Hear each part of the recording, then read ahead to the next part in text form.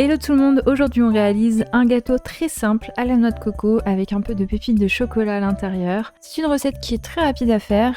Vous pouvez rester super simple sur le topping comme ici où j'ai simplement saupoudré de la noix de coco, mais vous pouvez aussi réaliser un petit glaçage peut-être chocolat noir par-dessus avec des petits copeaux de noix de coco pour un petit peu plus de gourmandise, ça dépend du temps que vous avez devant vous. Mais en tout cas, le gâteau comme ceci se suffit à lui-même. Vous n'êtes pas obligé également de rajouter des pépites de chocolat, c'est en option.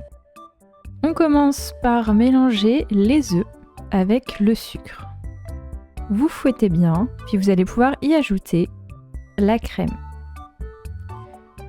Ensuite, j'incorpore en la tamisant la farine, la levure chimique et j'ajoute aussi la noix de coco râpée.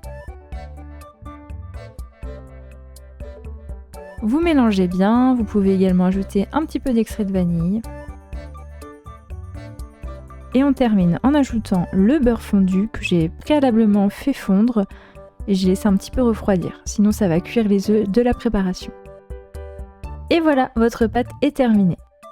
Comme je vous l'ai dit, vous pouvez mettre des pépites de chocolat, mais ce n'est pas obligatoire. Moi j'aime bien parce que, alors là, volontairement il tombe au fond du gâteau, mais ça fait une petite base un petit peu croquante.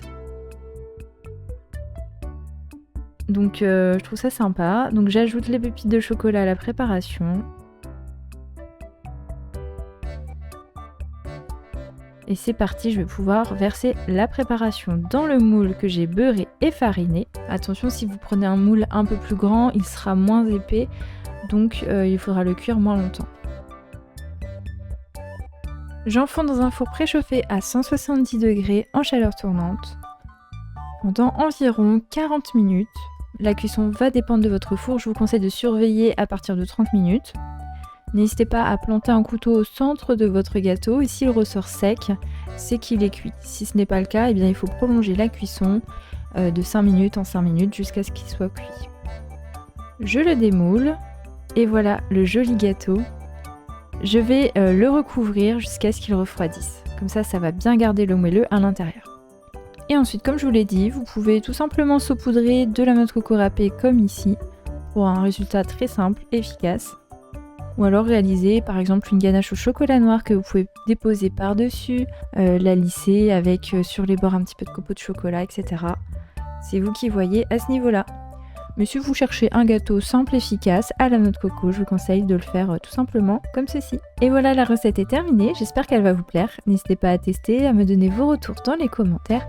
Vous pouvez maintenant normalement publier vos photos de vos réalisations sur l'application smartphone YouTube dans l'onglet communauté. Donc n'hésitez pas, ça me permettra de voir vos gâteaux. Je vous dis à très bientôt pour de nouvelles vidéos.